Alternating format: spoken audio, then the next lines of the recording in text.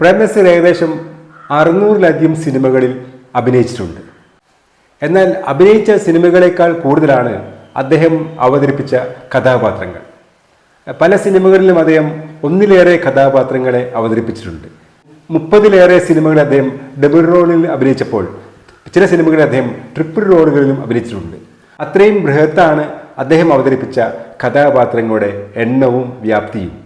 കുമാരിമാരുടെ മനം കവർന്ന കാമുകനായും, കടമകൾ മറക്കാത്ത സഹോദരനായും, വാത്സല്യനിധിയായ മകനായും, മണ്ണിൽ പൊന്നു വിളയിക്കുന്ന കർഷകനായും, നാട് മാറ്റിയെടുക്കാൻ രക്തസാക്ഷിയാകുന്ന വിപ്ലവകാരിയായും തുടങ്ങി കള്ളന്മാർക്ക് പേടി സ്വപ്നമായ CIDയും അതേസമയം പോലീസുകാരെ കബളിപ്പിക്കുന്ന കള്ളനും നീതിമാനായ പോലീസ് ഉദ്യോഗസ്ഥനും തുടങ്ങി ആ കഥാപാത്രങ്ങളുടെ എണ്ണം അങ്ങ് നീളുകയാണ്.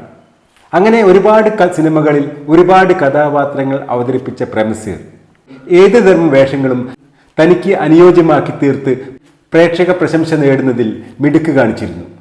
അതുകൊണ്ട് തന്നെയാണ് അരോഗ ദൃഢഗാത്രമായ കഥാപാത്രങ്ങളെപ്പോലും തൻ്റെ മെയ്യഴകിനാലും ശബ്ദ സൗകുമാര്യത്താലും മുഖസൗന്ദര്യത്താലും അവതരിപ്പിച്ച് പ്രേക്ഷകരെയാകെ മനം മയക്കാൻ അദ്ദേഹത്തിന് കഴിഞ്ഞത്. ഈ വീഡിയോയിലൂടെ പ്രേംനസീർ അവതരിപ്പിച്ച ചില പ്രത്യേക വിഭാഗങ്ങളിൽപ്പെട്ട കഥാപാത്രങ്ങളെയാണ് പരിശോധിക്കുന്നത്.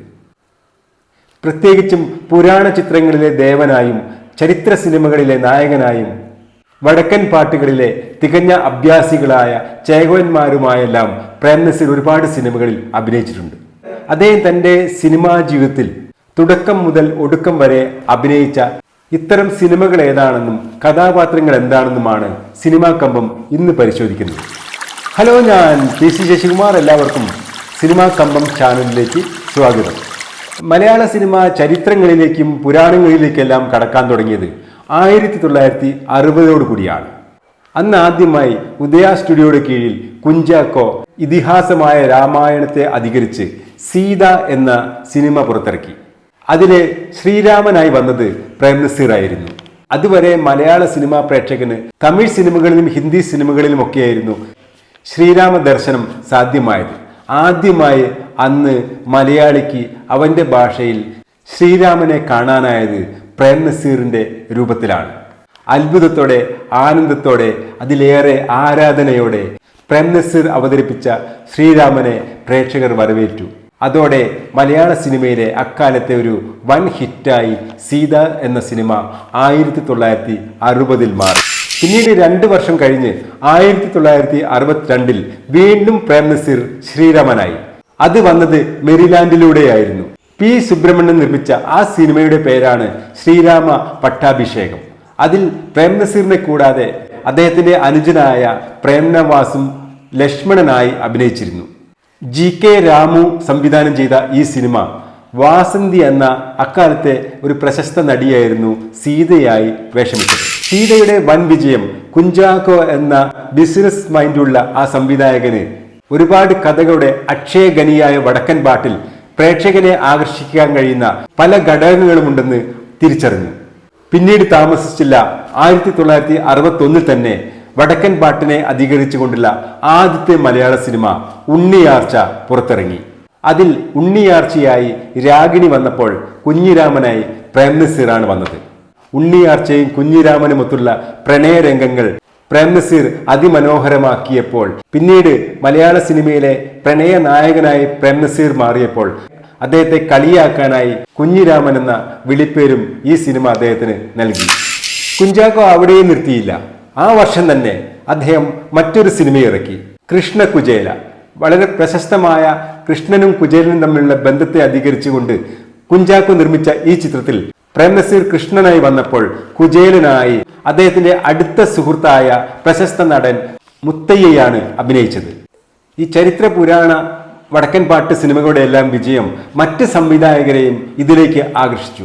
അങ്ങനെ 1961 തന്നെ പ്രശസ്ത സംവിധായകനായ KS സേതുമാധവൻ ജ്ഞാനസുന്ദരി എന്ന ഒരു സിനിമ സംവിധാനം ചെയ്തു. ഈ സിനിമയിൽ ഒരു രാജകുമാരനെയാണ് പ്രേംനസീർ അവതരിപ്പിച്ചത്. മലയാള സിനിമയിലെ അതുവരെയുള്ള സർവകാല ഹിറ്റായി ഈ സിനിമ അന്ന് മാറുകയും ചെയ്തു. പ്രേംനസീർ മലയാള സിനിമയാകെ കത്തിപ്പടർന്നുകൊണ്ടിരിക്കുന്ന ഒരു കാലഘട്ടമായിരുന്നു അത്. ഇറങ്ങുന്ന സിനിമകളിൽ ഭൂരിപക്ഷവും പ്രേംനസീർ തന്നെയായിരുന്നു നായകൻ. അങ്ങനെയാണ് വീണ്ടും മറ്റൊരു ചരിത്ര സിനിമ ഇറങ്ങിയത്, ലൈല മജ്നു. ലൈലയും മജ്നുവും തമ്മിലുള്ള അനശ്വര പ്രണയത്തിന്റെ കഥകൾ മറ്റു ഭാഷകളിൽ അവിടെയുള്ള സൂപ്പർ താരങ്ങളെല്ലാം അഭിനയിച്ചപ്പോൾ ഇവിടെ മലയാളത്തിൽ മജ്നുവുമായി വന്ന് തിരശീല കൈയടക്കിയത് മറ്റാരുമായിരുന്നില്ല, പ്രേംനസീറായിരുന്നു. ആ വർഷം തന്നെ 1962 ക്രിസ്ത്യൻ പശ്ചാത്തലത്തിൽ സ്നാപക യോഹന്നാൻ എന്ന ഒരു സിനിമയിറങ്ങി. പി സുബ്രഹ്മണ്യൻ സംവിധാനം ചെയ്ത ഈ സിനിമയിൽ ജൂലിയസായി അഭിനയിച്ചത് പ്രേംനസീറായിരുന്നു. അവിടെ നിന്നില്ല, ആ വർഷം തന്നെ MS മണി സംവിധാനം ചെയ്ത സത്യഭാമ എന്ന പുരാണ സിനിമയിലും നായകൻ പ്രേംനസീർ തന്നെയായിരുന്നു. പുരാണ ചിത്രങ്ങളിൽ നിന്നും വടക്കൻ പാട്ടിൽ നിന്നും കുഞ്ചാക്കോ പിന്നീട് നേരെ പോയത് ചരിത്രത്തിലേക്കാണ്. 1963 നമ്മുടെ ചരിത്രത്തിലെ വീരനായകനായ പഴശ്ശിരാജയുടെ കഥ സിനിമയാക്കാൻ അദ്ദേഹം തീരുമാനിച്ചു. എന്നാൽ പതിവ് പോലെ പ്രേംനസീറായിരുന്നില്ല ആ സിനിമയിലെ നായകൻ. പഴശ്ശിരാജയായി കൊട്ടാരക്കര വന്നപ്പോൾ അതിലെ കണ്ണവത്ത് നമ്പ്യാർ എന്ന കഥാപാത്രമായാണ് പ്രേംനസീർ അഭിനയിച്ചത്. വർഷങ്ങൾക്ക് ശേഷം പിന്നീട് MTയുടെ തിരക്കഥയിൽ ഹരിഹരൻ ചെയ്ത വീര പഴശ്ശിരാജയിൽ നമ്മുടെ മമ്മൂട്ടി പഴശ്ശിരാജയായി അരങ്ങ് തകർത്തത് മറ്റൊരു ചരിത്രം. മുഖ്യമായും കുഞ്ചാക്കോ തന്നെയായിരുന്നു പുരാണ ചരിത്ര വടക്കൻ പാട്ട് സിനിമകളെല്ലാം നിർമ്മിക്കുന്നതിൽ മുമ്പിൽ നിന്നത്. 1965 അദ്ദേഹം തൻ്റെ സിനിമയ്ക്കുള്ള വിഷയം കണ്ടെത്തിയത് പ്രശസ്ത ഇതിഹാസ കവിയായ കാളിദാസന്റെ ശാകുന്തളത്തിൽ നിന്നാണ്. അതിലെ ശകുന്തളയുടെ കഥ അദ്ദേഹം സിനിമയാക്കിയപ്പോൾ ദുഷ്യന്തനായി വന്നത് പ്രേംനസീറായിരുന്നു. അതിമനോഹരങ്ങളായ ഗാനങ്ങളായും അതിശയകരമായ രീതിയിൽ പ്രേംനസീർ ആ ഗാനരംഗങ്ങളെ സിനിമയിൽ അവതരിപ്പിച്ചതിലൂടെയും അവ ഇന്നും പ്രേക്ഷകരുടെ മനസ്സിൽ തങ്ങി നിൽക്കുന്ന ഒരു സിനിമയായി മാറി.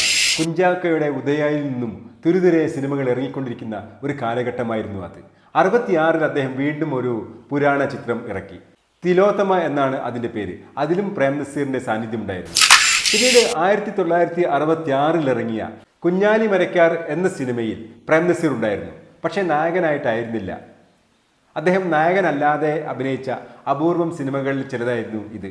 ഇതിലെ നായകൻ കുഞ്ഞാലി മരക്കാറായി വന്നത് അഭിനയ രംഗത്തെ കുലപതിയായ ശ്രീ കൊട്ടാരക്കരയായിരുന്നു.